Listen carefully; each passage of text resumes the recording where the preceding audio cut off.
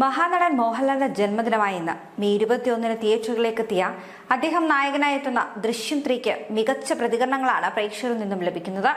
പശ്ചിമേഷ്യൻ യുദ്ധ സാഹചര്യങ്ങൾ കാരണം ഏപ്രിൽ 2 നിന്നും മാറ്റിവെച്ച് റിലീസ് ചെയ്ത ഈ ചിത്രത്തിന് ഗംഭീര ഇന്റർവെൽ ബ്ലോക്കും ഇമോഷണലി കണക്ട് ആകുന്ന തിരക്കഥയും ഉണ്ടെന്നും ഇത് ബോക്സ് ഓഫീസ് റെക്കോർഡുകൾ തകർക്കുമെന്നുമാണ് ആദ്യ റിപ്പോർട്ടുകളൊക്കെ തന്നെ സൂചിപ്പിക്കുന്നത്.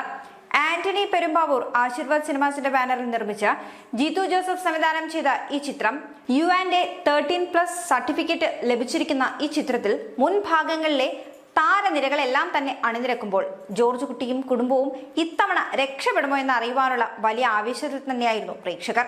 കൂടാതെ തന്നെ പനോരമ സ്റ്റുഡിയോസും പെൻ സ്റ്റുഡിയോസും ചേർന്ന് ഇതിന്റെ ആഗോള റൈറ്റ്സ് സ്വന്തമാക്കി ആശീർവാദ് സിനിമാസിൽ നിന്നും 100 കോടി രൂപയുടെ നിക്ഷേപം നടത്തിയിട്ടുണ്ടെന്നും ചിത്രത്തിന്റെ ഹിന്ദി പതിപ്പ് ഒക്ടോബർ 2 തിയേറ്ററുകളിൽ എത്തുമെന്നും വിവരങ്ങൾ വ്യക്തമാക്കുന്നു.